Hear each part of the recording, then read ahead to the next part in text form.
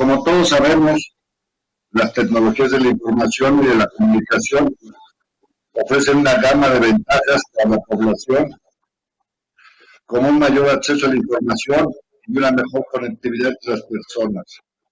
Sin embargo, estos beneficios digitales no están impactando por igual a todos los sectores sociales, pues existe un latente desequilibrio al que hoy en día conocemos como la brecha digital, la cual ha quedado aún más expuesto derivado de la contingencia sanitaria que nos aqueja mundialmente. Pues a través de este suceso se identificó la importancia que tiene con el contar el acceso a Internet para poder subsanar diversas necesidades sociales, incluyendo, por ejemplo, las del trabajo y la educación. Sin embargo, de acuerdo con la Unión Internacional de Telecomunicaciones, que es el organismo especializado de las Naciones Unidas, alrededor de 3.600 millones de personas no cuentan con el acceso a una red de Internet, lo cual representa casi la mitad de la población. Hay que decir que esta diversidad o esta diferencia, pues evidentemente se manifiesta de forma más profunda en diversas regiones. Por ejemplo, en el caso de África, solo el 39.3 de los habitantes cuentan con acceso a Internet, en contraste al 87.2 de Europa o el 94.6 de los Estados Unidos. En el caso de México, el acceso a Internet es del 70%, lo cual nos lleva a que 30% de la población mexicana no tiene acceso a Internet, por lo cual, digamos, lo que se discutirá en esta mesa es muy importante para saber qué políticas públicas se pueden proponer y desarrollar para incorporar a estos sectores de pobreza y marginación, sabiendo que marginación lo que nos dice es que están al margen o fuera del ejercicio de derechos, como en este caso puede ser el de la protección de datos personales. Por lo cual es muy importante que las diversas naciones puedan desarrollar políticas para incluir estos sectores. Quiero poner un ejemplo y con esto terminaría para dar la palabra a nuestros distinguidos ponentes. En el INAI hemos desarrollado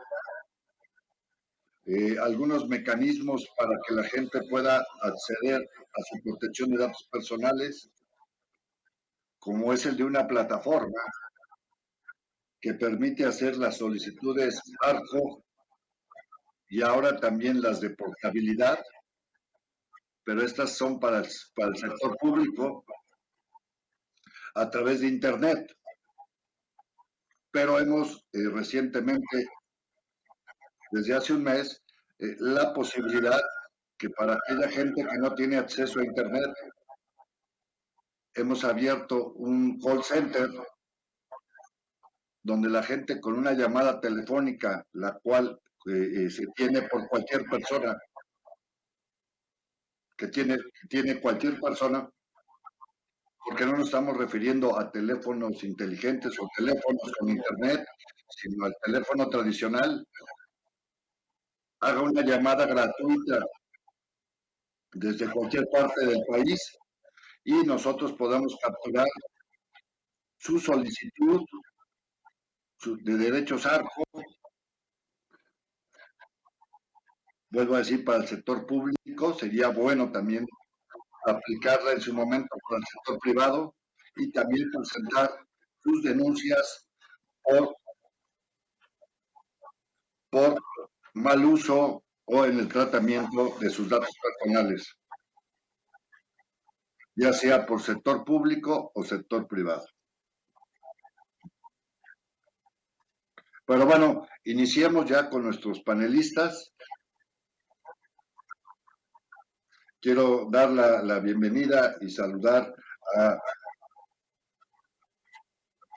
Gian Claudio Malgari.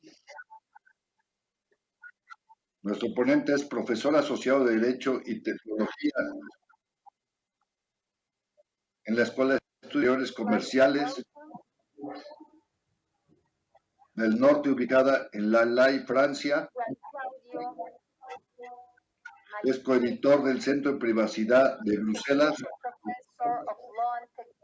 miembro del Consejo Editorial de Leyes Computacionales y Revisión de Seguridad y experto externo en la Comisión Europea, en la Agencia Ejecutiva de Investigación. Ha realizado investigaciones y enseña sobre la Ley de Protección de Datos, privacidad, regulación, la Ley Digital de Protección al Consumidor en el mercado digital, sostenibilidad de datos, la Ley de Propiedad Intelectual, contando con más de 50 publicaciones, de las cuales han sido citadas por diversas autoridades y principales periódicos a nivel mundial. Ha recibido diversas condecoraciones. Y entonces daríamos la palabra al doctor Claudio.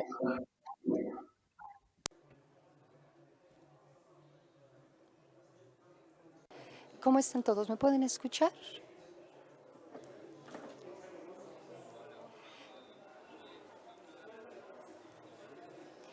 Voy a hacer mi presentación en inglés. Así que, básicamente, estoy sumamente contento de estar por aquí. Muchísimas gracias por la presentación. Me da muchísimo gusto estar con esta serie de panelistas tan maravillosos. Sobre el tema de hoy quisiera lanzar algunas ideas para que sean desarrolladas conjuntamente por todos los panelistas. Básicamente creo que los temas de vulnerabilidad de los datos en GDPR y la Ley de Protección de Datos Personales desde una perspectiva mucho más global es un tema que no ha sido abordado hasta ahora. Así que me da mucho gusto que se haya tenido esta iniciativa de celebrar este panel y muchos más paneles que vendrán en un futuro, así como estudios y escritos. Tal y como lo dijo en la introducción del comisionado, existen personas con acceso limitado al Internet, pero también personas con acceso limitado, digamos, a la información vinculada con la protección de datos y también con unas capacidades cognitivas limitadas para poder entenderlo.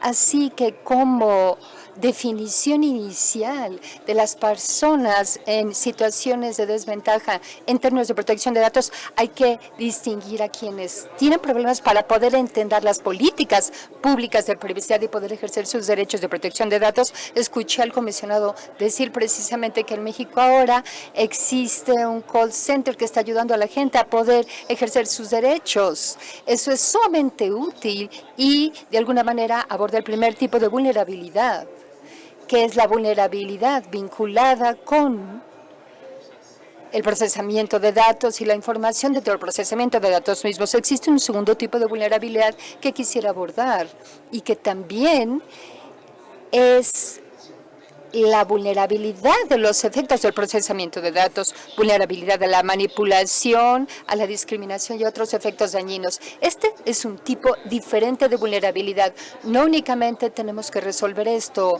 digamos, haciendo más accesible la transparencia o haciendo más accesible los derechos de protección de datos. No, en este caso tenemos que hacer algo también para cubrir este tipo de vulnerabilidades y es en este sentido que es muy importante considerar ex ante las salvaguardas Por ejemplo, el principio de justicia en diferentes sistemas legales. Nosotros tenemos la justicia como un concepto muy fuerte, pero tenemos que entender cómo se implementa. Después tenemos nosotros otras salvaguardas importantes. Por ejemplo, nosotros sabemos lo importante que es hoy en día limitar la discriminación de las personas vulnerables en línea o inclusive la manipulación. Generalmente hablamos nosotros de los niños como población vulnerable, pero este panel está más bien abordando a la pobreza y la desventaja o la marginalidad económica y social. Así que en la Unión Europea nosotros no prestamos tanta atención muchas veces en términos de la protección de datos vinculada con la pobreza y la desventaja o la marginación social. Yo creo que una cosa pudiéramos enfatizar nosotros y quisiera lanzar esta idea de discusión para todos los panelistas presentes, que es precisamente la paradoja doble de la privacidad. Por un lado, hay personas que llaman personas vulnerables, que es una categoría grande y ambigua, que pero por lo menos podemos poner en esta categoría a todas las personas que se vean vulnerados sus derechos y libertades fundamentales. Sin embargo, todos nosotros, todos los sujetos, tenemos una paradoja formal en términos de datos. Nosotros aparentemente no queremos compartir nuestros datos personales, pero al mismo tiempo sí, digamos, por algún tipo de remuneración, digamos, ya sea de tipo formal o informal.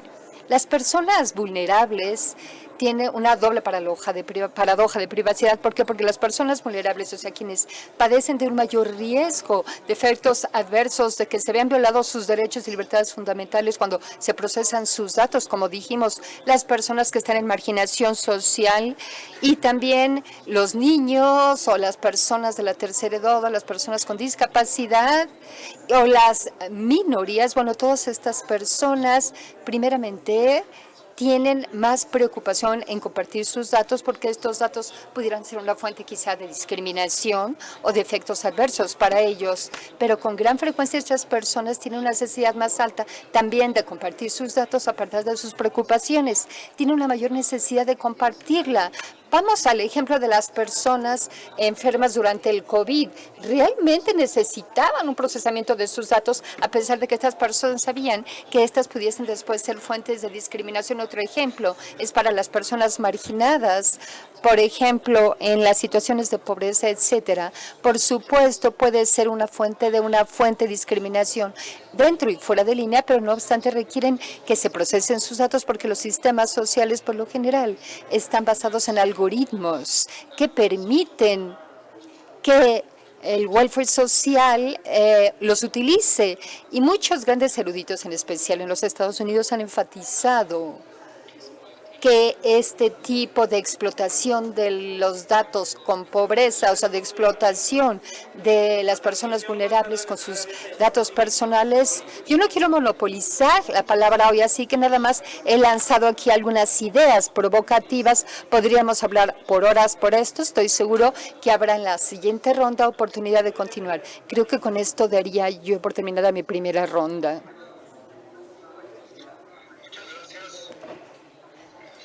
Bueno, pues mucha razón pone en la mesa de discusión que hay diversas, digamos, formas de vulnerabilidad, y que estas se pueden deber a limitantes a acceder no solamente al Internet, que es una, porque al mismo tiempo es la forma de hacerse de información para poder proteger sus datos, pero también otro tipo de no accesos, como puede ser el de la parte del desconocimiento del derecho y de cómo proteger los mismos, ¿no? Obviamente nos lleva a cómo las personas en situación de pobreza o marginación, pues pueden ser todavía, ya ser vulnerables por su situación socioeconómica, pueden ser más vulnerables todavía que cualquier otra persona en el tratamiento de sus datos personales, dado no solo el desconocimiento, sino que estas personas pues tienen que entregar información para procesamiento para poder acceder a servicios básicos que les brindan los estados, como el de salud o el de las ayudas de desempleo o combatir la pobreza a través de ayudas directas. Bueno, vamos a pasar con nuestra siguiente panelista. Ella es Valeria Milanés. Ella es directora ejecutiva de la Asociación por los Derechos Civiles en Argentina y representa ese consorcio, el consorcio al sur, perdón. Es experta en Derecho en Tecnologías de la Información y Protección de Datos y abogada con experiencia en diversos litigios. Dentro de la asociación ha coordinado investigaciones e informes nacionales y regionales sobre los sistemas de protección de datos y sus muchos diferentes aspectos. Ha cuestionado en los tribunales las tecnologías implementadas por el Estado. Como parte de su asociación, ha tenido participación en diversos foros internacionales, como la Red Iberoamericana de Protección de Datos y el Comité de Política Económica Digital de la OECD o de la Organización para la Cooperación y el Desarrollo. Por lo cual, bueno, pues también cedemos la palabra y escucharemos con atención a Valeria Milanés. Muchas gracias, Oscar. Hello all. My presentation will be... ¿Cómo están todos? Mi presentación será en inglés. Antes que nada, muchísimas gracias por la invitación a poder participar en este panel. Quisiera agradecer a las autoridades del INAI y del GPA por la organización de este evento en estas condiciones tan difíciles. Quisiera también decirles que estoy muy contenta de compartir este espacio con colegas tan distinguidos como parte de nuestro trabajo sobre la tecnología y derechos fundamentales. En la ADC hemos analizado los diversos fenómenos y nosotros hemos desarrollado una perspectiva en primera etapa federal, a una segunda, para poder entender cómo es que la tecnología puede afectar a los diferentes grupos vulnerables, gente, por ejemplo, con discapacidad, mujeres, niños, adolescentes en esta situación. Esta jornada de investigación nos ha permitido el poder verificar que, a pesar de que estamos frente a grupos de situaciones vulnerables, no podemos pensar en esto como algo local, en este caso de los datos personales de los sectores pobres y marginales, sin entender primero el contexto en donde se genera esta situación y cómo se desarrolla la misma, considerándola de forma estructural como interseccional. En este sentido, haré énfasis yo en algunos aspectos que caracterizan a la pobreza y la desigualdad en América Latina y el Caribe, que han sido estudiados durante mucho tiempo y que se reflejan perfectamente en el reporte 2021 de los derechos humanos, que fue publicado precisamente en este año y preparado por las Naciones Unidas, por el PNUD de las Naciones Unidas, que se llama Atrapados, una alta desigualdad y bajo crecimiento en América Latina y el Caribe. El reporte caracteriza precisamente una de las regiones más violentas y más marginadas del mundo y que se vio de las más afectadas durante la pandemia. Este reporte hace referencia a 3 razones para alto nivel de desigualdad y bajo crecimiento que interactúan entre ellas y que han estado perpetuándose por años, porque esto no es algo nuevo. La primera, la concentración del poder; la segunda, la violencia en todas sus formas, política, criminal y social; y tercero, el sistema de protección social que no funciona correctamente. Yo me voy a enfocar precisamente en la concentración de poder económico y político, que significa la concentración del poder en las manos de unas cuantas empresas que nada más defienden los intereses privados. Y esto reconoce definitivamente el poder monopólico y también el poder político corporativo, que son prácticamente otra cara de la misma moneda, lo que a su vez va a crear también un monopolio de mayor dimensiones. Los mercados latinoamericanos tienden a dominar a las compañías gigantescas y de esa manera pueden proporcionar servicios celulares, digitales, de microfinanzas, por mencionar algunos. Y yo quisiera mencionar aquí también la gran cantidad de datos personales que se generan.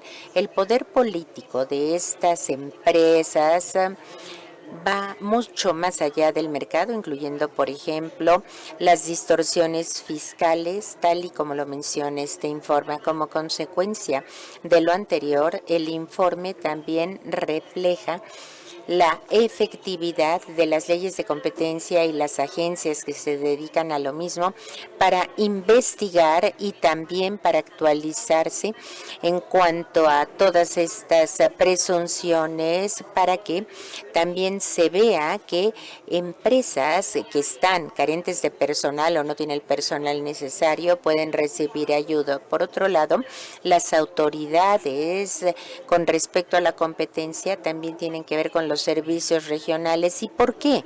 ¿Por qué presento estos comentarios en este panel? La región de Latinoamérica y del Caribe ha tenido muchos retos con respecto a las regulaciones o reglamentaciones de la protección personal de datos y también a su ejecución.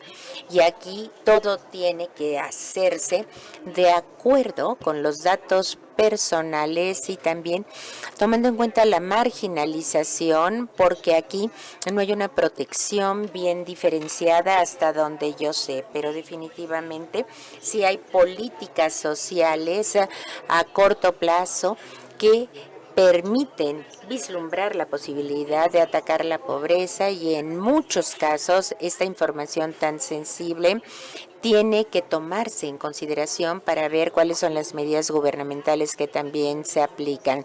No sabemos cómo ver esta enorme cantidad de sistemas a nivel nacional y regional para proteger de la mejor manera posible la información personal de datos, tomando en cuenta también la pobreza y la marginalización, y de esa forma también tenemos que ver la concentración del poder económico y político que se ha manifestado de manera preponderante en la región y ha traído consigo todas las consecuencias. Estoy consciente del interés específico de la función que tiene la Agencia Global de Privacidad y de esa manera, la Asamblea, para que de esa forma veamos cómo se puede utilizar toda esta información para que no sea monopolizada, y esto nos permite ver que la región de Latinoamérica y del Caribe también requiere una lectura diferente de este fenómeno de interacción para poder realizar la protección personal de datos. Nosotros en la sociedad vamos a tratar de empujar esta conversación para que pueda haber una buena interacción y aquí realmente podamos implementar acciones adecuadas en beneficio de este sector que vive en la pobreza y está marginado. Muchas gracias.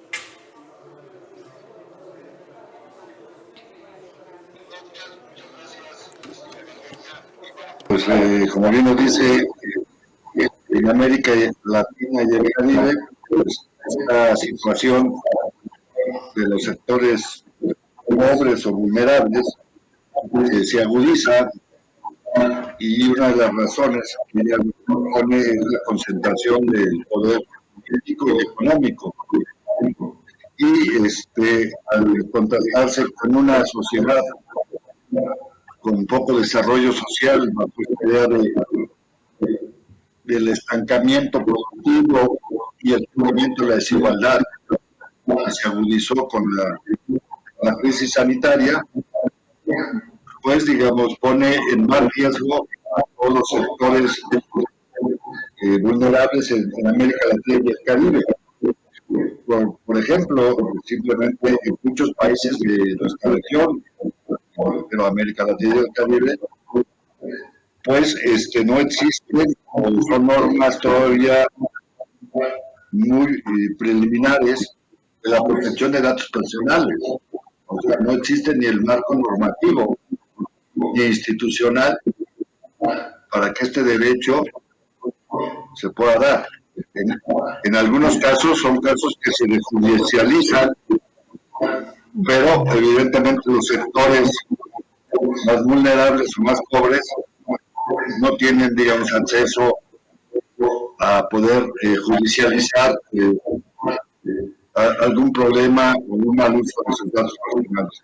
Pues, evidentemente el reto en aquellos países en el que la marginación y la pobreza es mayor a las de otras regiones del mundo, pues el reto es doble y las políticas del Estado, tanto en el ámbito normativo como, digamos, de políticas que puedan, por decir, emparejar aquellos sectores más vulnerables, porque no se puede tratar igual a desiguales en el ejercicio de un derecho. Pero bueno, vamos a pasar con la siguiente ponente, que su nombre, espero pronunciarlo bien, es Fredis Binda Montes. Ella es licenciada en Derecho por la Universidad Complutense de Madrid y graduada en Ciencias Políticas por la Universidad Nacional de Educación a Distancia.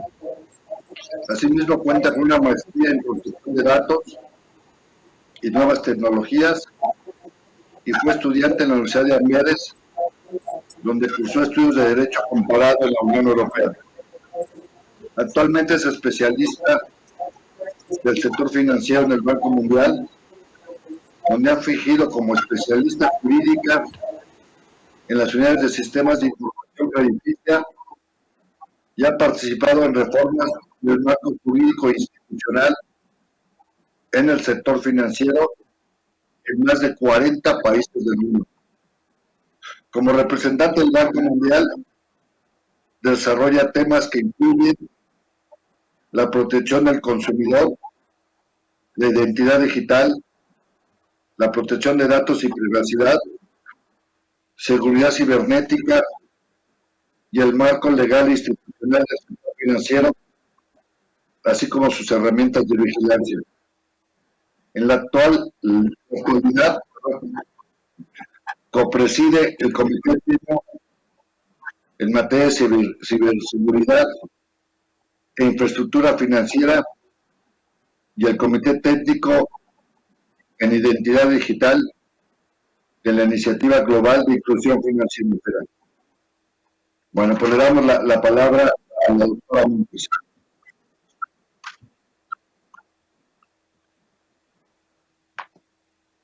Hello everyone, good morning. Yeah. Buenas tardes a todos ustedes o buenas noches, independientemente de la zona en la que ustedes se encuentren, y me complace estar aquí con la Asamblea Global de Privacidad y haber sido invitada como panelista para ver cuál es el objetivo del Banco Mundial para compartir la prosperidad, dar crecimiento económico y mitigar la pobreza. Bien, todo esto nos lleva a ver qué se procesa cuando está en manos de las agencias locales e internacionales, y es por eso que tenemos nuevas oportunidades y beneficios para estos grupos. Pero aquí también tenemos que ver exactamente que muchas veces se excluye algunos de todas estas prerrogativas, por ejemplo, el acceso al crédito, y también ver que en un momento determinado, basándose en las determinaciones de los modelos de calificación o la inteligencia artificial, hoy tenemos que ver que existe una falta de medidas de privacidad y por lo tanto la gente se vuelve más vulnerable a otros riesgos. Lo que quiero decirles aquí en este panel es que quiero hablar acerca de la agenda financiera, la protección de datos y el trabajo que ha estado haciendo el Banco Mundial desde 2002. ¿Por qué nos preocupamos en el Banco Mundial acerca de la protección de datos? Bien, he estado en la institución financiera que presido para poder tener acceso a los servicios financieros. Para poder hacer esto, tenemos que ver qué se ha hecho en el sector financiero y tenemos que compartir información personal sobre las personas para permitirles que tengan acceso a los servicios financieros. En consecuencia, este tipo de personas, bueno, estamos preocupadas por ellos porque nos preocupa lo que puede ocurrir al principio y se le puede considerar también una población vulnerable dentro de este sector humano que está integrada por los migrantes, las mujeres y los indígenas, entre otros. Bien, una gran parte del trabajo que el Banco Mundial ha realizado para tratar de equilibrar toda esta información y poder proteger los datos, nosotros estamos viendo lo que estamos haciendo con ISSR, que es el Comité de Información sobre Antecedentes Financieros. Aquí tenemos que ver la calidad de la información, los ciberdatos o la ciberinformación, y también aquí tenemos que ver que resultó más que evidente que el compartir datos iba a tenerse que llevar a cabo, y aquí tenemos que ver también que debemos utilizar las buenas prácticas para proteger al consumidor. De esa manera, también en el G20 hemos hecho una asociación con los países del G20 y con ellos hemos creado un trabajo que nos ha permitido realizar estudios de investigación y ver cómo se puede llevar esto a cabo. Asimismo, también podemos hablar con estos aspectos y al mismo tiempo ver cuáles son algunos de los objetivos que tenemos. Para este propósito hemos creado los lineamientos digitales, que son con los que operamos en el Banco Mundial. Esto también incluye vínculos sobre la protección de datos y también nos ha permitido la creación de información digital que incluye información biométrica, lo que permite a los individuos tener acceso a abrir cuentas, pero de una manera más efectiva. En este sentido, también nos hemos asociado con el FCB y también con otras autoridades para que de esa manera podamos permitirles tener una hoja de ruta para poder realizar mejor los pagos transfronterizos. Aquí este mapa se relaciona con la identificación digital y otra con los montos que se van a transferir para poderlo lograr de manera adecuada. Asimismo, en el trabajo que nosotros llevamos a nivel regional o a nivel país, mejor dicho, hemos realizado también algunas otras investigaciones en el sector financiero que van desde la agenda y que se permita ver cuál es la necesidad de proteger a los individuos, especialmente a quienes no se atiende correctamente. Me da muchísimo gusto participar en este panel y espero que tengamos próximamente el debate.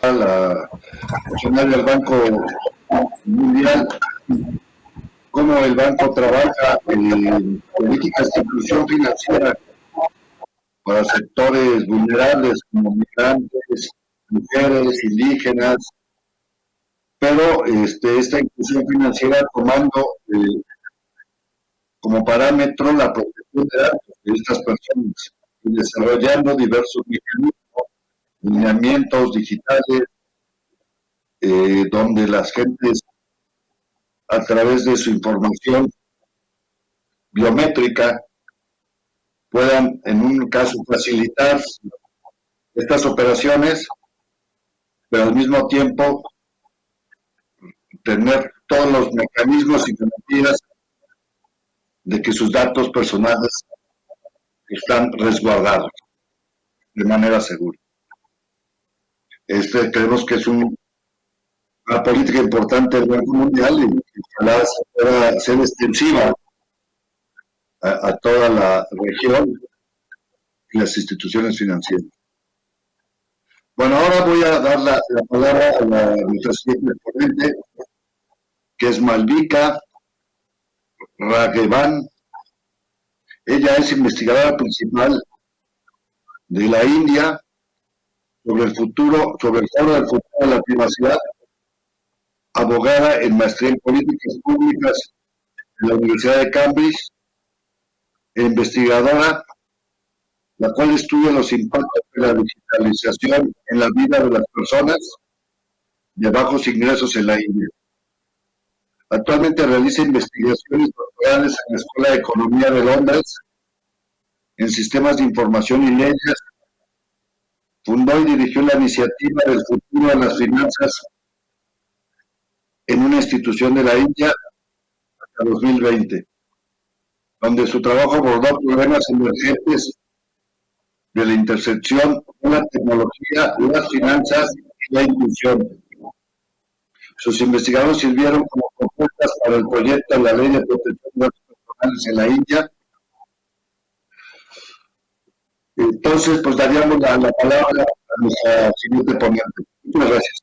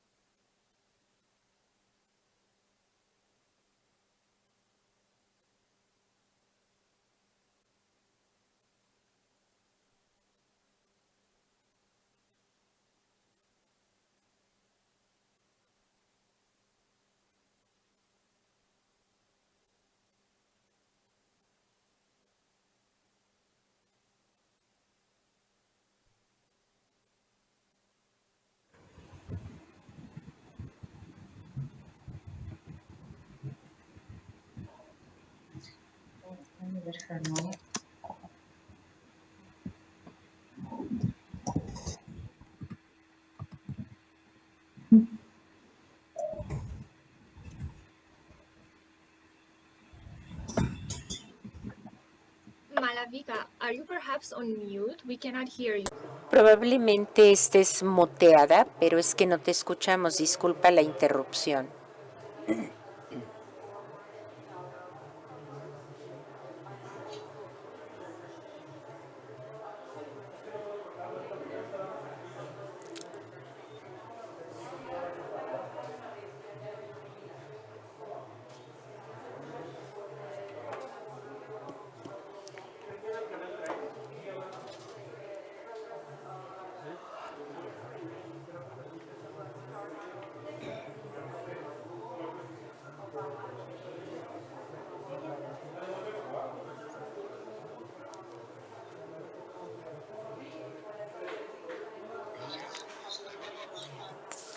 Hay un problema de audio con Malavika, con la doctora Malavika. Yo propongo para, mientras se arregla, podamos pasar a nuestro siguiente ponente, que es la doctora Gabriela Sanfil Fortuna, quien es doctora en Derecho y vicepresidenta de Privacidad Global en el Foro de la Privacidad Futuro, donde dirige el trabajo sobre el desarrollo de privacidad global y asesora sobre la ley y políticas de protección de datos personales en la Unión Europea.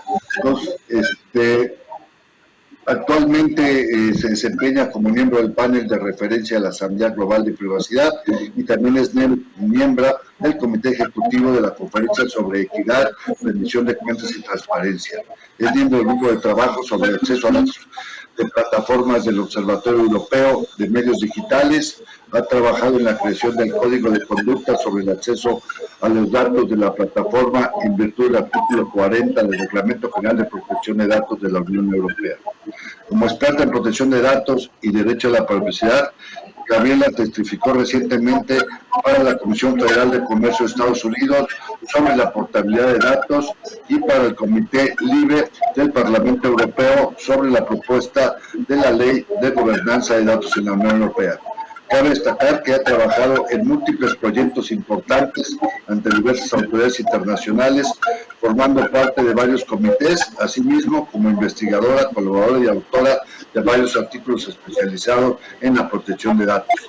Entonces le cedería la palabra a la doctora Gabriela Sanfil Fortuna, si nos hace favor. Thank you very much. Muchísimas gracias, comisionado, por tan amable presentación. Quisiera agradecer a todos los miembros de este panel. Espero que aquí el audio sí funcione. Quisiera agradecer a los anfitriones por celebrar esta maravillosa conferencia de la Asamblea Global de Privacidad. Me encantaría haber estado en la Ciudad de México con todos ustedes en persona, pero probablemente esto será en otra ocasión donde estaremos muy contentos de reunirnos. Hablando sobre el panel de hoy, y pensando respectivamente respecto a las políticas de inclusión en poblaciones vulnerables y cómo esto se vincula con la ley de protección de datos personales, la pregunta a hacer es, ¿la ley de protección de datos personales desempeña no un rol en desarrollar políticas incluyentes? Y desde mi punto de vista, la respuesta es definitivamente un sí. El primer punto que quisiera poner sobre la mesa es quizá un hecho que todos ustedes ya sepan, aquellos que quizá no han pasado años estudiando la investigación de la ley de datos personales.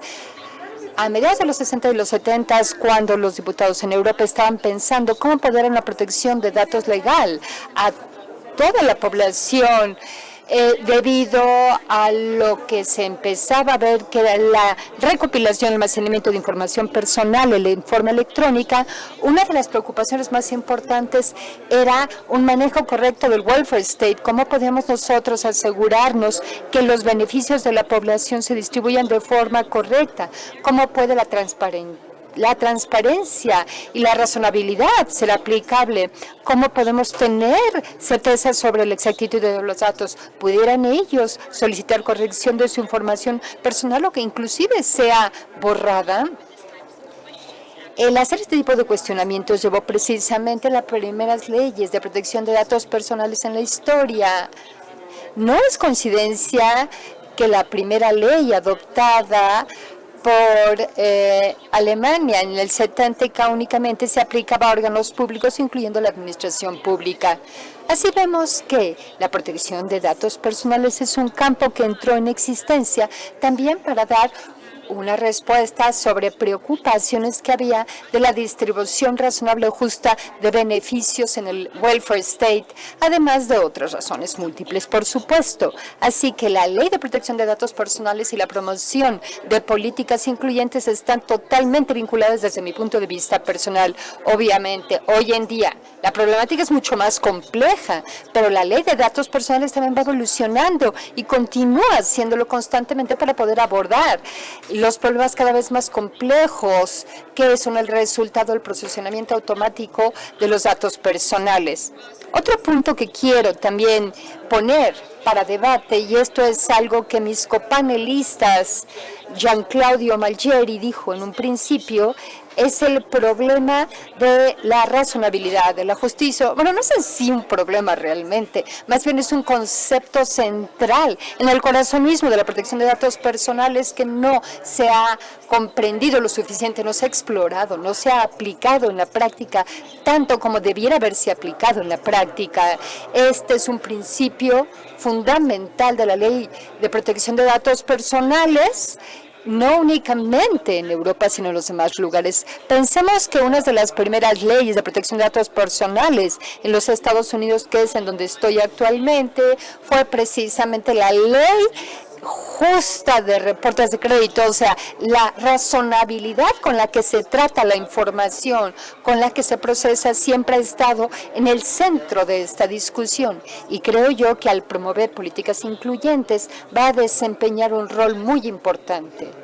Pero sencillamente tenemos que aprender a cómo, de alguna manera, desagregarlo de algunos otros factores de la realidad que se están presentando hoy en día. Les voy a dar un ejemplo de a qué me refiero. En verano pasado nosotros pudimos observar qué es lo que estaba sucediendo con los estudiantes que se graduaron de preparatoria en el Reino Unido y también de los que se estaban graduando de preparatoria con el diploma de bachillerato internacional y que tenían que afrontar el hecho de que ellos pensaban, independientemente de que las razones fueran correctas o no, ellos pensaban que era injusto injusto que el examen de evaluación, determinación de sus esfuerzos, se automatizara y tomara en consideración los datos históricos de graduados anteriores en las preparatorias a las que asistían para poder establecer de manera automática su calificación final en forma automatizada. Esta fue una situación excepcional que se presentó como resultado de la pandemia, en donde los estudiantes no podían de hecho participar en un examen individual, y la decisión fue tomada frente a lo que estaban enfrentando en dos diferentes escenarios, primero en el Reino Unido y segundo por los organizadores del Bachillerato Internacional, para poder automatizar las calificaciones que obtendrían quienes se graduaban de preparatoria o del Bachillerato Internacional. Y de hecho nosotros hemos podido observar que este tipo de decisiones fueron de alguna manera echados para atrás por algunos organizadores. Algunas calificaciones que fueron totalmente automatizadas, realmente no se utilizaron plenamente al final, y también hemos visto por lo menos algunas decisiones divididas sobre el noruego en lo que se refiere al examen del Bachillerato Internacional, que sanciona a los organizadores del examen por haber automatizado la evaluación. Y de hecho, de alguna manera objetando la justicia de este tipo de manejo de datos personales. ¿Por qué? Porque en última instancia, con lo que nos topamos es que las personas que de hecho estaban asistiendo a las escuelas en distritos más pobres o en áreas más pobres recibieron cierta sanción debido al resultado pasado de sus pares, lo que de alguna manera no cumplía con el principio de justicia para la región. Así que las autoridades de protección de datos fueron analizando las situaciones del Bachillerato Internacional antes de tomar sus decisiones finales. Ahora, la justicia es parte misma del debate que estamos teniendo nosotros y está al centro mismo de lo que es la ley de protección de datos personales en términos generales, y que de hecho yo creo que la ley de protección de datos, como la transparencia y la justicia, desempeñan todos estos un papel crucial para poder asegurar políticas incluyentes y que éstas se llevan a cabo hasta la terminación, y de alguna manera nos ayudan a que la población marginada pueda tener un trato más justo para evitar la discriminación en la forma en la cual nosotros tratamos los datos personales dentro de la sociedad. Estas serían mis observaciones de esta primera ronda y me gustaría después continuar con ellas en el debate. Muchas gracias, Gabriela. Y veríamos si ya tenemos recuperado el audio para la doctora Malvica. Entonces, si nos hace el favor. Can you hear me? Can all of you hear me? Thank you. ¿Me pueden escuchar? Gracias. Se escucha, claro.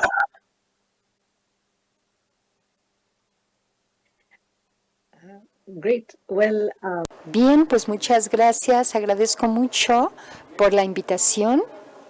Gracias a todos ustedes y una disculpa por los problemas tecnológicos. Si me pueden escuchar, voy a seguir entonces. Sí, perfectamente. Muchas gracias. Voy a continuar entonces. Muchas gracias, comisionado, y gracias a quienes están escuchando y a los miembros del panel. Primero, me da mucho gusto ser la última porque voy a retomar algunas de las ideas dichas o expresadas por los panelistas. Yo he trabajado en India.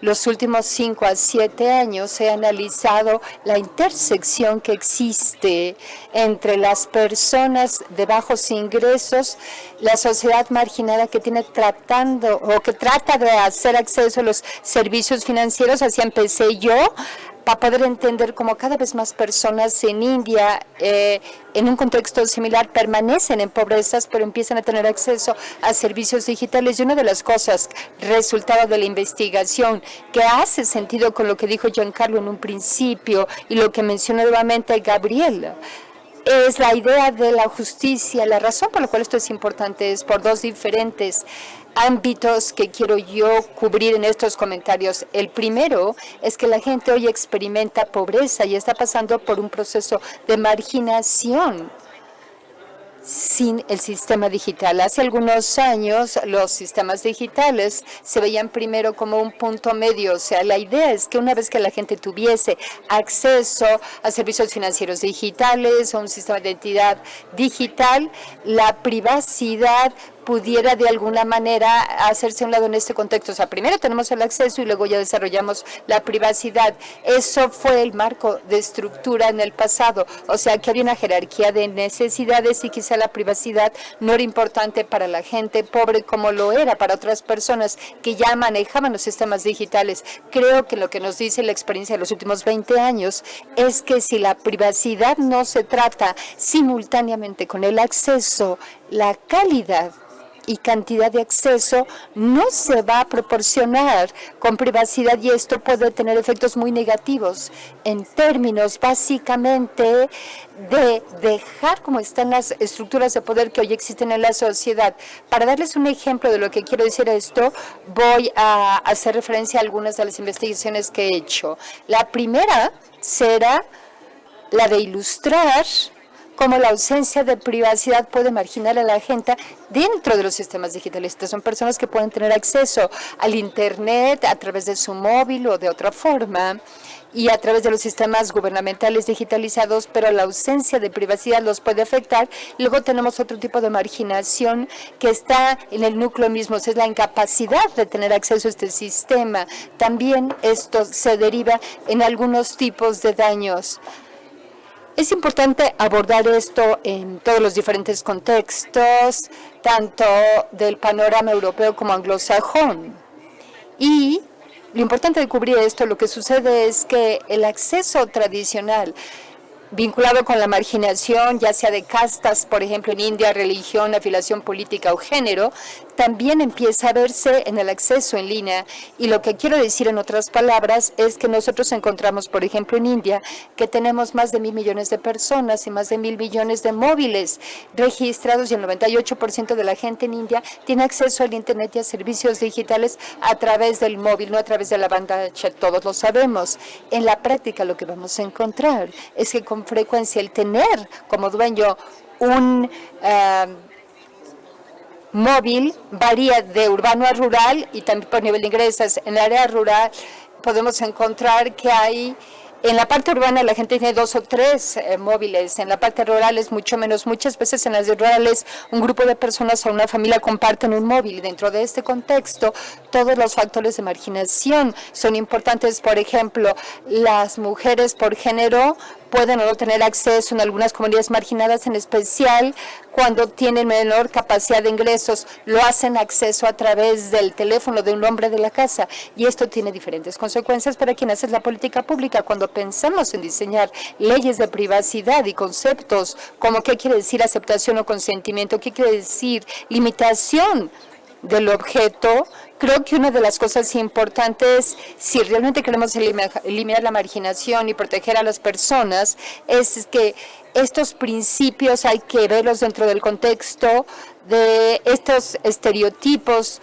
que muchas de las personas marginadas no conocen del mundo. Cuando hablamos, por ejemplo, de sistemas sociales o programas sociales de los gobiernos, muchas de las personas de bajos ingresos van con una oficial o con alguien más que va a navegar en la esfera digital y que les permitirá hacerlo. Ellos uno espera que sean buenos funcionarios o buenos intermediarios, lo que se los den, pero siempre existe la oportunidad que sea ahí donde se pierda la protección de datos personales y daña al individuo. Creo que la solución a esto realmente es pensar cuál sería una expectativa razonable de privacidad. Para una persona tenemos buenos conceptos hoy en día de qué quiere decir una expectativa razonable y cómo debiera ser. No tenemos siempre que pedir la aceptación. La pregunta es, ¿cómo podemos crear un entorno seguro para las personas vulnerables para que éstas puedan interactuar y tengan la seguridad cuando están accesando a los servicios? Pudiera seguir hablando más de esto más adelante en la conversación, pero el último tipo de marginación que quería cubrir yo es algo que ya dijo en sus comentarios Fred Svinda, y es precisamente la falta total de acceso.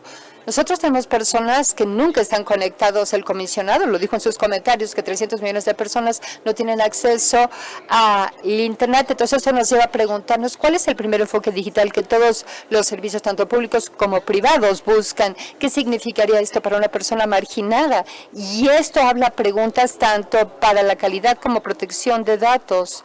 Vamos, si hay una brecha en los datos de una persona o si existe un detalle equivocado sobre ellos, ¿cómo el comisionado de datos personales va a manejar? ¿Cuál es el rol de un comisionado para poder asegurarse que la calidad de datos para una persona que no tenga acceso directamente al Internet esté protegida? Y la pregunta todavía más amplia sería la siguiente. Más allá de la protección de datos personales, ¿cuál es la gobernanza? Las preguntas de gobernanza, cuando hablamos de los sistemas gubernamentales que cada vez son más digitales, los privados también, y ambos están interconectados. Aquí yo tengo una pregunta que quiero ponerla sobre la mesa para el comisionado y los demás panelistas. ¿Cuál es el rol de los reguladores de los datos personales en el futuro para los problemas más amplios de gobierno de datos que afectan cada vez más a la privacidad y que de alguna manera hay una intervinculación, una interoperabilidad de sistemas que operan no solamente internamente, sino también entre países e internacionalmente, como vimos con el pasaporte de COVID? Queremos que los sistemas de un país a otro se comuniquen, y creo que los reguladores de privacidad desempeñarán un papel muy importante conjuntamente con otros órganos del gobierno nacionales e internacionales para poder entender cuál es su mandato y cómo podemos proteger nosotros a las personas en este tipo de sistemas tan vinculados, de manera que las vulnerabilidades no crezcan con este tipo de sistemas y podemos dejarlas en un pesado en lugar de que se incrementen en tal entorno. Así que estos son 3 o 4 puntos donde la marginación está a la frontera de un sistema digital y cómo podemos abordarlo dentro del sistema y cuál es el rol de la ley de protección de datos en un futuro conjuntamente con leyes de gobernanza de datos. Gracias por la oportunidad y me encantaría escuchar esta discusión con los restos de panelistas y qué es lo que pensamos sobre este tipo de problemas que están enfrentando muchas personas en el mundo. Pues muy interesante. Yo destacaría estas políticas que bien dan acceso a estos sectores vulnerables o pobres, como puede ser, se ejemplificaba el acceso a servicios financieros, no puede estar desligada primero dar el acceso al servicio y después preocuparse por el asunto de la protección, sino debe ser un asunto simultáneo. Y donde se vuelve muy importante, pues tanto la normatividad que se debe aplicar o tropicalizar, tomando en consideración las características de estos sectores y su incorporación a los servicios y al mismo tiempo su protección de datos, dadas sus condiciones y caracteres en ese sentido. Sobre la pregunta, yo dejaría más a los panelistas cuál es el papel de los órganos. Yo usaré también mi opinión en el futuro para garantizar una mayor protección de datos. Creo que las buenas prácticas a nivel internacional, por ejemplo, México se ha homologado al reglamento europeo, igual que algunos países como Uruguay. Ahora estamos haciéndolo al nuevo reglamento, y esas nuevas prácticas bajarlas a su aplicación en los diversos sectores, tanto privado como público en nuestro país.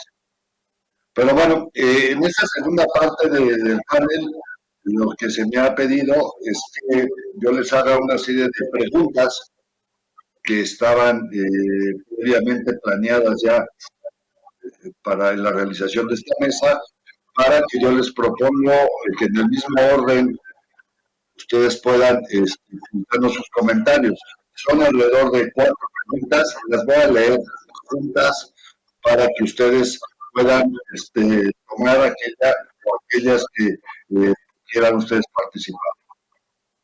Bueno, la primera es muy similar a la que ya nos planteaba nuestra experta Malvika de la India, que dice la primera: ¿qué tipo de medidas en materia de protección de datos personales son necesarias para favorecer la inclusión de los grupos vulnerables.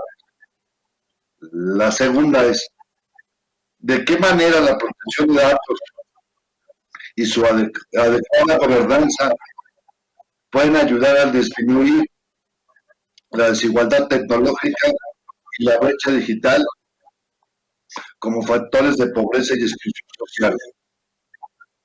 La otra, ¿cuáles son los principales retos para que la población en condición de vulnerabilidad cuente con la garantía de la protección de sus datos personales y no renuncie a sus derechos ante una actuación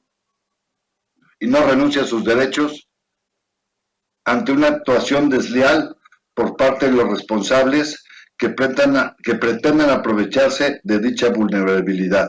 Por ejemplo, apoyos sociales, programas gubernamentales de asistencia, sin fines electorales, simulación de operaciones financieras, recursos de procedencia ilícita, entre otros. Y la última es, desde el ámbito de las diversas organizaciones internacionales, como la Asamblea Global de Privacidad, ¿cuáles considerarían que pudieran ser las acciones que pueda desarrollarse de manera conjunta con el objetivo de garantizar el cumplimiento efectivo del marco normativo que resulte aplicable, especialmente cuando se realiza el tratamiento de datos personales en grupos vulnerables? Entonces, empezaríamos en el mismo orden a escucharlos.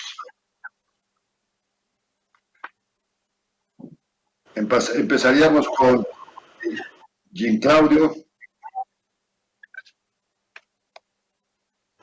Yeah, thank you very much. Sí, muchas gracias. Así que creo que estos puntos son fundamentales y voy a contestar en orden no específico, sino al azar. Espero que todos ustedes puedan oírme porque yo estaba escuchando alguna interferencia al principio, pero espero que sí me puedan escuchar completamente. Así que en relación con saber qué podemos hacer para incluir a la gente vulnerable y protegerla en la práctica, porque creo que en esta primera parte hubo muy interesantes intervenciones. De hecho, me dio mucho gusto escucharlos, fue sumamente interesante, pero creo que básicamente se enfocaron en el análisis del problema y creo que las preguntas nos están llevando a la propuesta, a proponer varias soluciones. Así que a mí me parece que el análisis del problema es realmente una gran interrogante y yo creo que este debate, esta conversación realmente nos ha permitido hacerlo todavía más interesante y aquí quisiera mencionar algunos de los puntos mencionados por los otros oradores. En primer término, necesitamos tener una forma diferente de transparencia y necesitamos tener no solamente una mejor transparencia, sino una transparencia diferente para la gente vulnerable. Y aquí estoy refiriéndome especialmente a la gente vulnerable bajo la idea de una vulnerabilidad cognitiva, es decir, dentro del procesamiento de datos.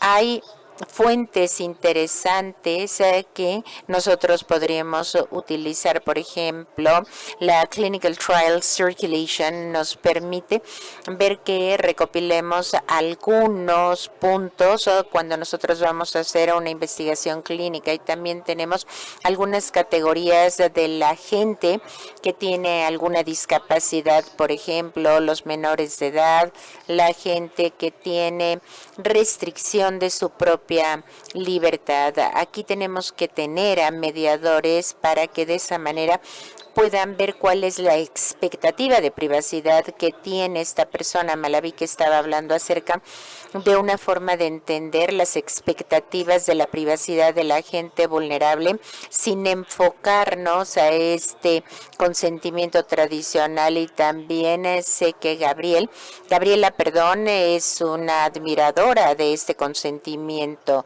informado, pero tenemos que buscar una transparencia que nos permita recopilar la información. Aquí no tenemos que investigar tanto, eso lo debemos hacer en el futuro y aquí lo debemos prever. Incluso en la Unión Europea vemos que prácticamente no hay un diseño participativo, sino que nada más es una recomendación en un código de conducta determinado. También incluiría a la gente vulnerable que representa todas estas categorías y a los expertos en vulnerabilidades en el diseño y desarrollo de la arquitectura de la información, que también es una arquitectura de inteligencia artificial.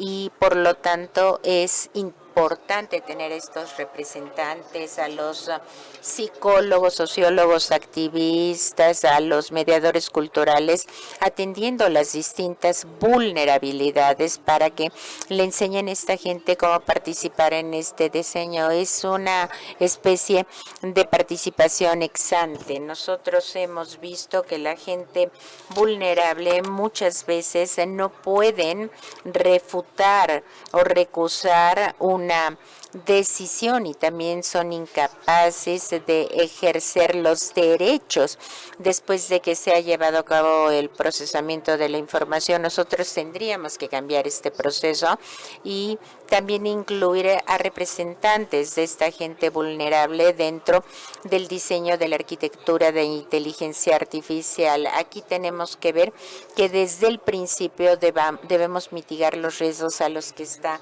expuesta la gente vulnerable. Este diseño participativo evidentemente debe ser una forma de apoyar a la gente vulnerable y no solamente limitar su procesamiento de datos. Aquí estoy conectado ya a la otra perspectiva de lo que se había dicho, es decir, por ejemplo, cuando la gente está muy preocupada por su expectativa de privacidad y cómo se va a procesar esta información, esta paradoja se puede solucionar si son parte realmente del diseño. Y a mí me parece también que el GDPR nos permite ver algo importante en ese sentido. Por un lado, tenemos al representante de los datos de la información dentro de un contexto en particular, pero ¿por qué no? Por analogía, utilizar a este representante, con otra categoría afín, y de ahí otro de los puntos importantes de GDPR es la evaluación del impacto, y de la misma manera en aquellos casos en los que se toma una decisión automatizada, también podemos expresar nuestra opinión y de esa manera podremos recusar esto. El derecho de recusar nos permite ver, y debo decir también, cómo podemos hacer esto dentro del diseño. Esta es una de las cosas en las que quiero hacer hincapié, pero me parece importante presentarlo en esta mesa. Y el último punto tiene que ver con lo que pueden hacer las instituciones. Esto se mencionó en varias ocasiones por el comisionado, nuestro moderador, y a mí me parece importante ver qué instituciones también pueden ver, qué instituciones gubernamentales pueden hacer uso de estos recursos para proteger a los más desvalidos. Tenemos otros ejemplos. Gabriel estuvo mencionando el caso de AdTech. Aquí tenemos a la intervención de las autoridades de protección de datos y por otro lado también tenemos los lineamientos para categorías específicas de gente. Aquí es donde nosotros tenemos que ver, bueno, esto lo vimos hace aproximadamente 3 años, entonces tenemos lineamientos para proteger específicamente a estas categorías vulnerables. Tenemos algunos en Europa porque hay autoridades de protección de datos que los han puesto en práctica en su propia lista nacional y los consideran de alto riesgo, pero ahora vemos que esto es muy superficial por el momento. Otra de las cosas que creo que podemos hacer es conectar el discurso de Valeria en relación con la vulnerabilidad y la concentración de la información. Las instituciones deben comunicarse para ver cuál es la contraparte de la vulnerabilidad. Ella mencionó, vamos a decir, cuál es la concentración de poder, la concentración política, y yo creo que la concentración de poder es sumamente importante. Debemos definir qué es esto, por ejemplo, para Facebook, Google, etcétera, de tal manera que podamos definir mejor las vulnerabilidades y cómo podemos proteger a la gente vulnerable. Mencionaré un caso y después terminaré. Y este caso se dio en Alemania el año pasado. Las autoridades en las leyes de competencia impusieron sanciones muy elevadas a Facebook sobre bases de competencia porque estaba abusando de la facultad del poder que tenía, pidiéndole su consentimiento a la gente. Se le consideró un monopolizador y evidentemente se vio la vulnerabilidad de la gente ante Facebook. En consecuencia, creo que hay que hacer una diferencia entre lo que es público y la vulnerabilidad. No estamos hablando acerca de la vulnerabilidad tradicional, sino que aquí esto nos podrá ver cómo vamos a tratar a esas áreas y básicamente este es el punto que yo quisiera mencionar y evidentemente tendríamos que tener un mejor acceso a Internet, a los servicios, pero bueno, con eso termino y no quiero redundar en lo que acabo de decir.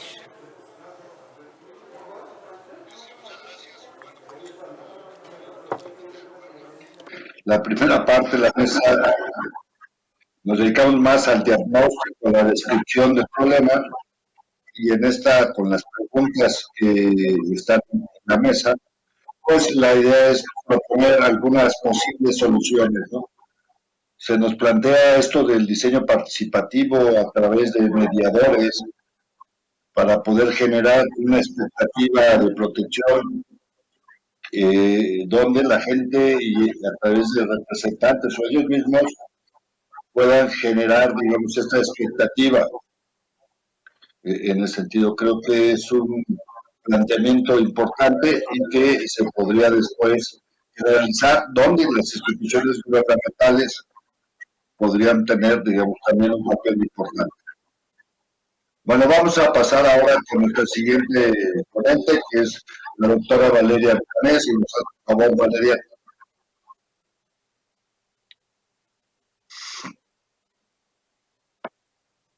Thank you. Gracias. Me gustaría... Me estoy escuchando a mí misma, tengo retroalimentación, estoy esperando que el eco aparezca. Me gustaría decir que estoy tratando de no oír mi propio eco porque me distrae mucho. A ver, creo que está mejor. Muchas gracias. Bueno, voy a tomar 3 preguntas y voy a tratar de proporcionarles información, porque al escuchar a mis colegas en el panel, quiero decir que estoy de acuerdo con la mayor parte de lo que se ha dicho y estoy tratando de agregar ciertas sutilezas que están ocurriendo en mi región. Estoy hablando acerca de la concentración de poder. Y aquí, bueno, no solamente me refiero a las empresas de Big Tech, sino a la familia tradicional, a las industrias familiares que tienen el monopolio de la telecomunicación, etcétera, etcétera. Y al estar en la región, provocan a nuestra parte, a la parte interesada por este desequilibrio. Y aquí, pues realmente recomiendo esto. En relación con las preguntas, podría decir que con respecto a las políticas de protección de datos, cuando hablamos acerca de la gente que está marginada y vive en la pobreza, es necesario ver cómo se entrecruzan estas situaciones vulnerables, porque la mayor parte del tiempo no solamente se trata de la cantidad de dinero o no de dinero que la familia está recibiendo, sino que también hay cifras estructurales que están ahí y que son parte de la realidad que los prolonga de su propia manera. Y quisiera retomar lo que dijo uno de mis colegas: la protección de datos es una herramienta incluyente, porque sería muy triste que tuviéramos que proteger la privacidad y la protección de datos, perdón la redundancia, pero aquí no tendríamos el aspecto de la inclusividad, lo incluyente, y por lo tanto las autoridades están tomando algunas medidas. Y quiero decirles que quiero mencionar las consultas, la competencia. También tenemos que prestar atención a esto, puesto que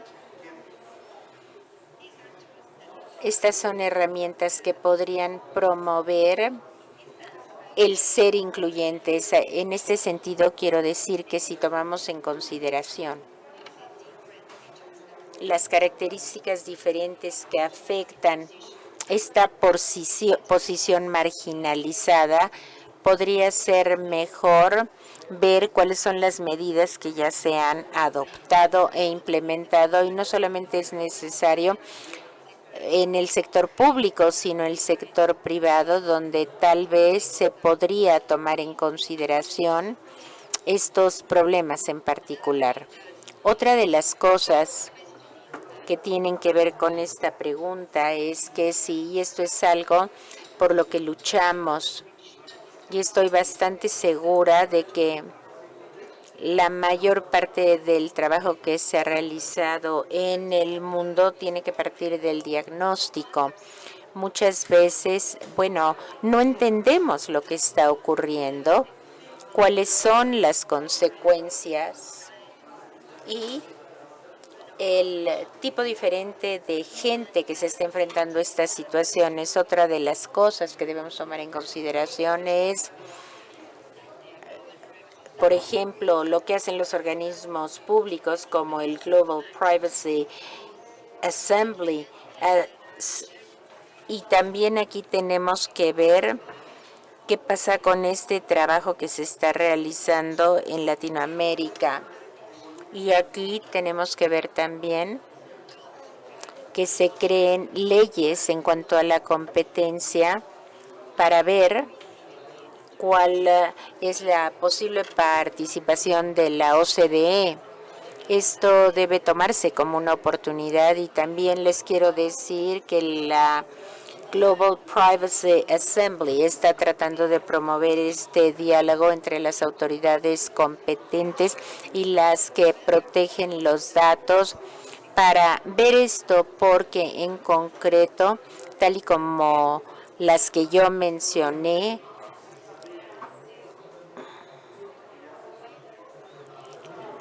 nos hacen ver que el poder económico y político son tan fuertes en manos del sector privado con las consecuencias que todos nosotros tenemos y que no estamos registrados y hemos encontrado esto en muchos estudios. También quisiera yo por este hecho resaltar este tipo de promoción para los tratados comerciales o los tratados de libre comercio. ¿Por qué? Porque los tratados que se han firmado en este sentido carecen de las protecciones adecuadas y esto lo tenemos que hacer en general, pero también viendo la información personal. Aquí tendríamos que ver a la gente que está en una situación subprivilegiada y a la gente pobre, y también creo que hay muchas cosas que hacer para entender cómo funciona esto, cómo están los enlaces, los vínculos en DPA, por ejemplo, que van a fortalecer estos diálogos para promoverlos y para preguntarles a los miembros que presenten estos diálogos ante distintas autoridades, porque es necesario hacerlo de manera múltiple. Así que les agradezco mucho.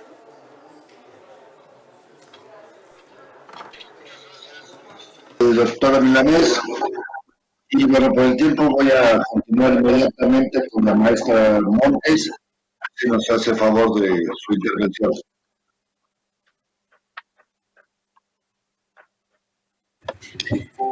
Thank you, Commissioner.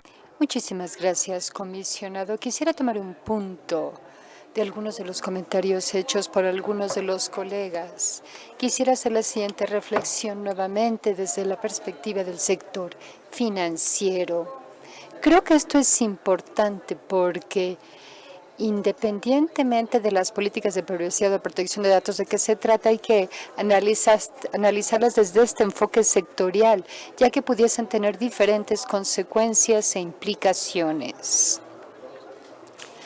Tomemos 2 o 3 de estos elementos. Primero, y regresando a la discusión sobre el consentimiento, y esto es un debate muy grande en el mundo, creo yo que del trabajo que hemos estado haciendo nosotros en finanzas abiertas y banca abierta y la necesidad de dar el consentimiento, yo no puedo pensar en alternativa otra alguna. Podemos pensar en la terminología o cómo llamarle o cómo proporcionarlo, pero realmente no creo que podamos evitar ver el acceso a estos datos que debieran estar bajo un entorno de permiso. O sea, ¿cómo le llamamos a este permiso?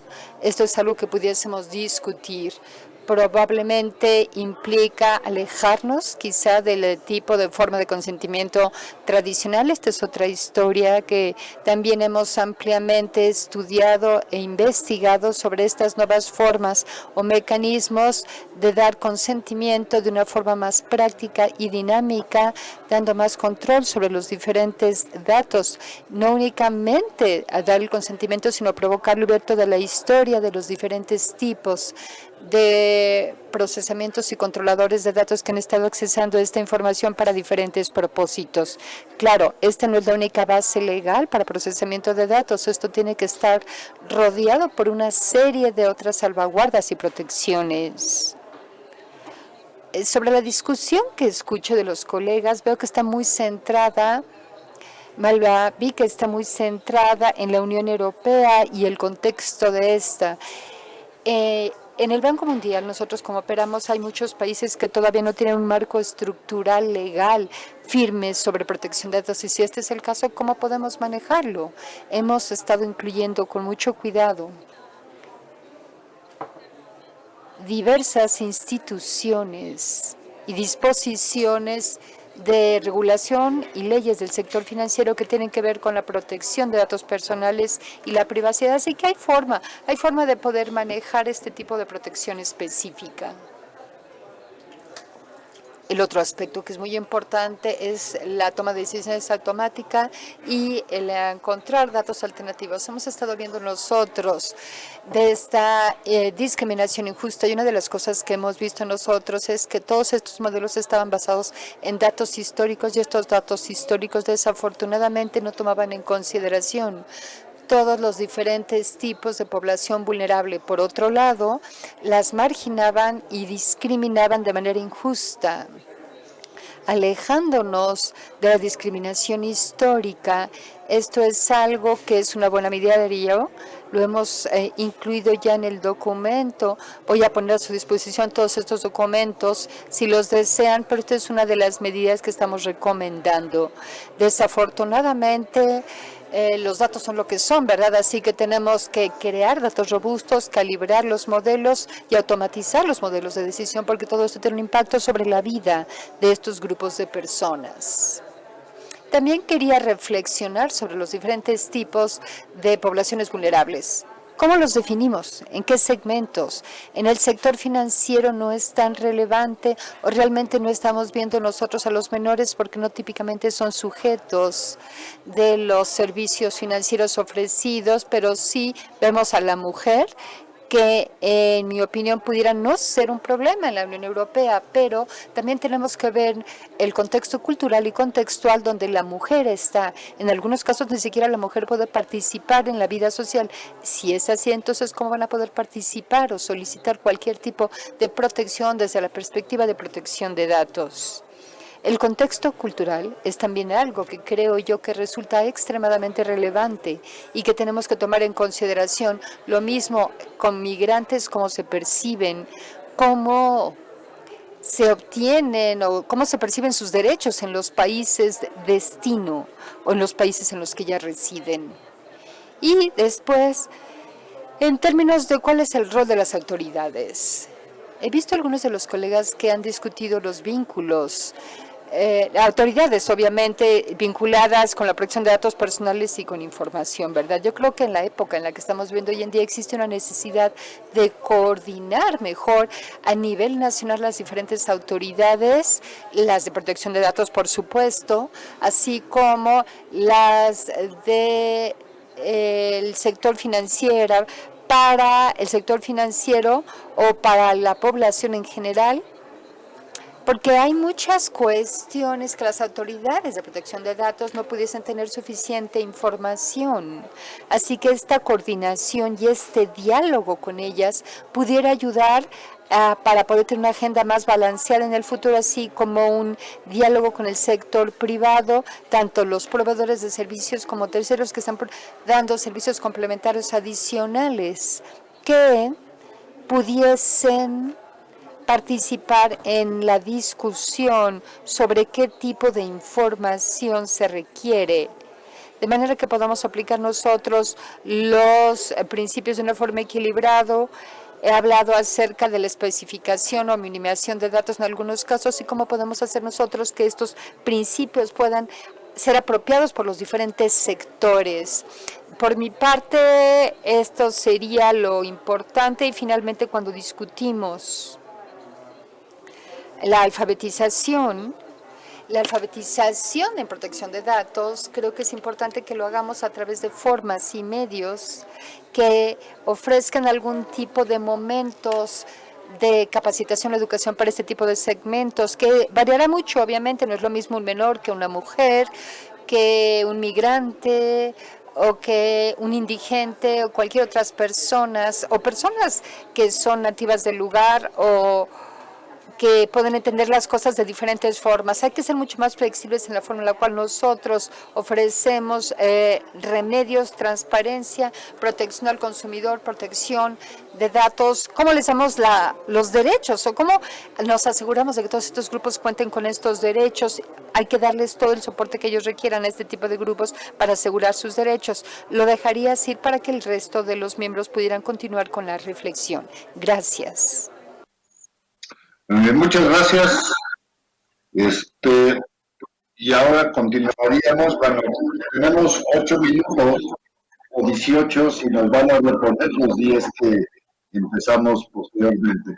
Bueno, doy la palabra ahora a la doctora Malvica. Espero que no tengamos problemas.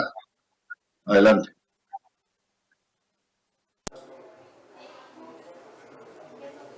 Espero que me escuchen. ¿Se escucha esta vez? Sí.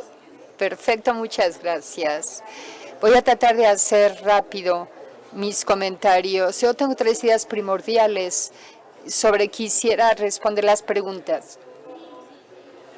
El primero, que tiene que ver con los principios, lo primero que tenemos que considerar en los principios es cambiar la forma en la cual pensamos como elaboradores de política pública a la jornada del usuario.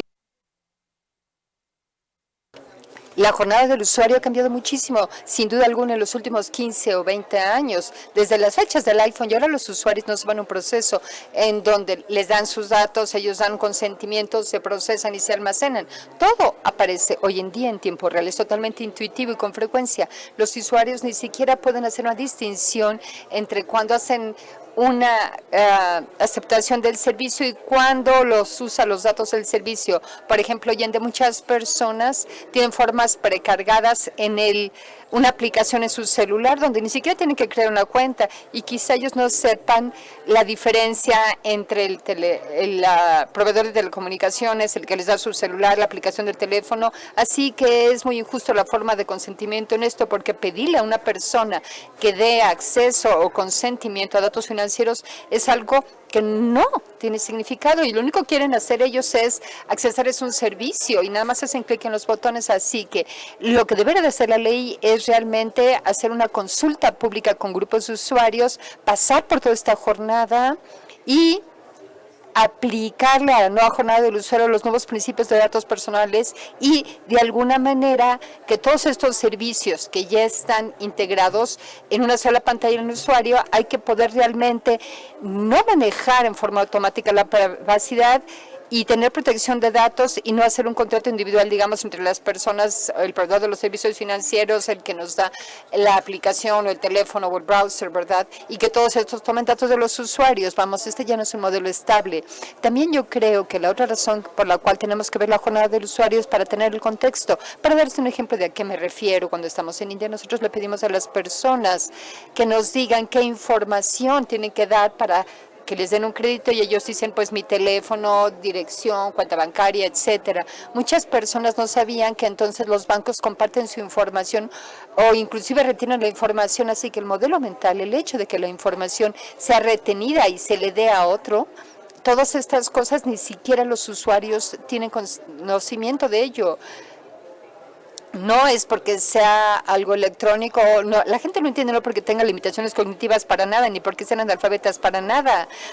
Hicieron pruebas en la Universidad de Stanford con diferentes estudiantes y muchos no saben, es nada más de alguna manera la naturaleza misma de interfase digital. O sea, hay que entender para principios de protección de datos personales, hay que entender la jornada del usuario para darle contexto y también la realidad social.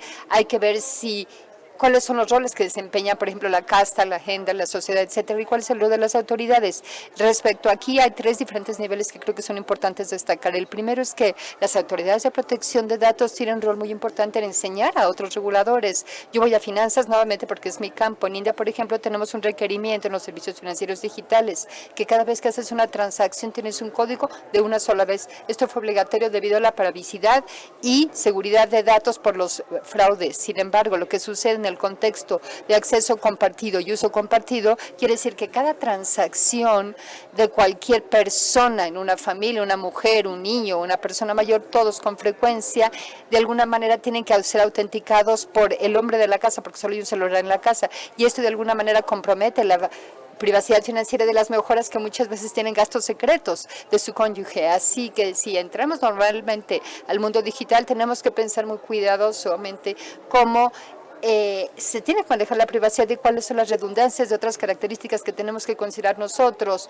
para que de alguna manera a la mujer pueda tener, por ejemplo, su independencia. Si una mujer quiere ejercer su independencia y no tener un código de una sola vez para la familia, para hacer una transacción, y tenga una agencia que pueda hacérselo por ella. Vamos, esto requiere de capacidad de procesamiento, pero que esto es importante, y las otras 2 formas en las que las autoridades tienen que intersectar es con reglas. Esto es importante. La autoridad tiene que hablar con las autoridades sectoriales y también con quienes hacen las políticas de normas ya sectoriales. También es muy importante, ya Valeria habló sobre la vigilancia y estos ámbitos. Tenemos que hablar cada vez que las autoridades antitrust tienen que trabajar de manera horizontal y establecer las reglas para poder tomar las medidas que requieran hacer. Y por último, y muy rápidamente, ya sé que hablé muy rápido, quiero decir que nosotros no hemos hablado hoy en día del consumidor.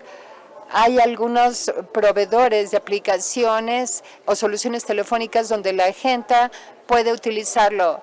Por ejemplo, si hay un fraude, muchas veces la gente no sabe con quién recurrir cuando hubo un fraude a través de las aplicaciones. No es tan fácil interactuar en una plataforma digital, mucha gente se queja de ello y con frecuencia el consumidor no sabe qué hacer o a quién recurrir, en especial en India. Tienes que hacer una denuncia por escrito y luego presentarla por escrito y luego escribir un correo electrónico, que no es muy fácil para muchas personas, para que quizá ni siquiera sepan utilizar el idioma inglés para hacerlo o un teclado en inglés para hacerlo. Así que hay que ver cómo podemos presentar denuncias rápidamente y cómo podemos dar servidores o kioscos de telecomunicaciones para ayudar a la gente, para que la gente pueda denunciar y podemos nosotros apoyarlo de manera que la gente, si tiene dificultades de algún tipo, cuando tiene dificultades con la privacidad, como con los servicios digitales, es importante darles un kiosco, un medio de denuncia para poder nosotros ofrecerles y vencer los retos que están ofreciendo ellos. Yo definitivamente no puedo decir que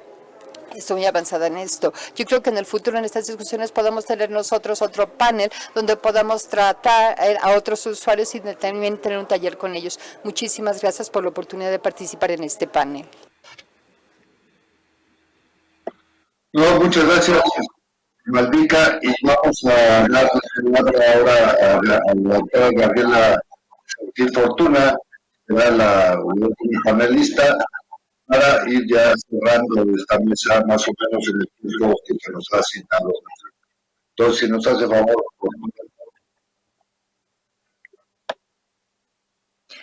Thank you so much.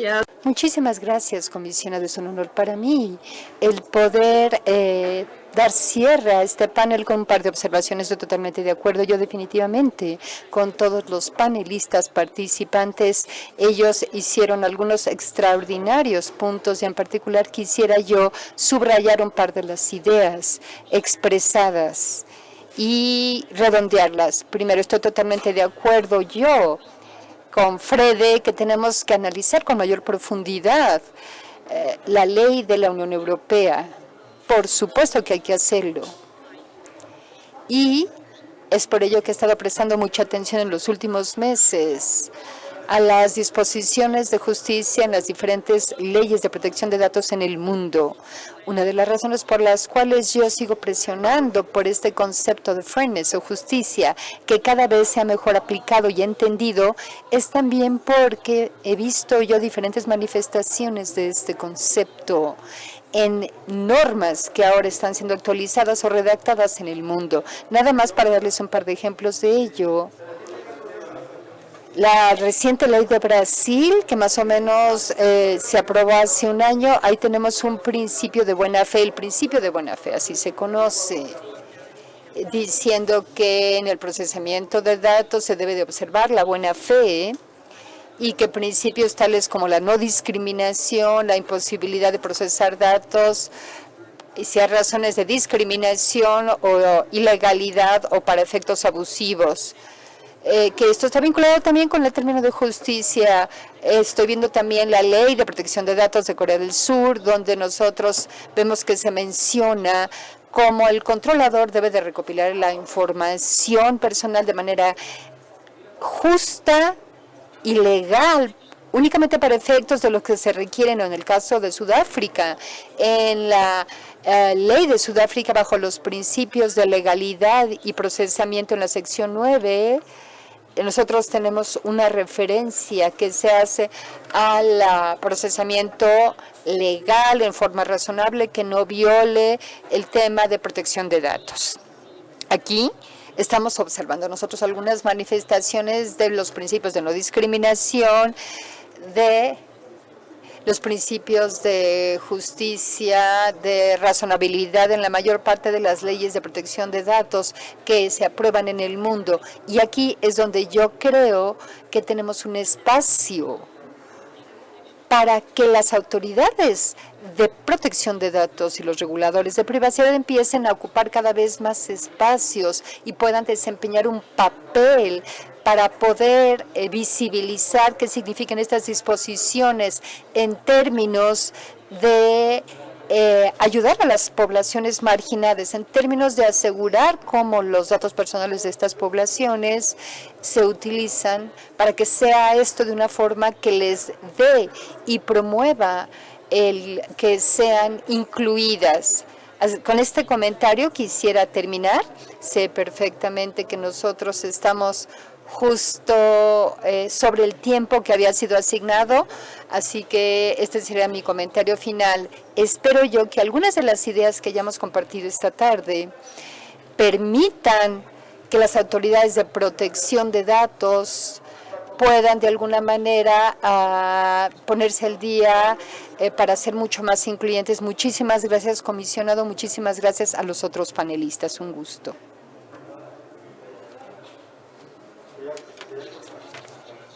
La gama de información que se ha puesto a consideración en la presente sesión, en la que se abordaron los puntos más relevantes relacionados con las políticas incluyentes vinculando a los sectores de pobreza y marginación en la protección de datos personales y su perspectiva con un enfoque que al ser humano podemos concluir que la pobreza y la marginación existente a lo largo y ancho del mundo, ocasionando que no todas las personas gocen de los mismos beneficios y de la misma protección a sus datos personales, por lo que debemos poner atención y priorizar los sectores más vulnerables que tienden a convertirse en blancos de afectaciones con más facilidad. Por un lado, debe contemplar a quienes no cuentan con el acceso a la gama de herramientas tecnológicas y por otro a quienes tienen acceso pero no saben cómo utilizarlas de manera correcta. Así debemos In this way, we need to consider también debemos considerar la calidad del uso basado de las diferencias entre los diversos usuarios, más los de los grupos vulnerables.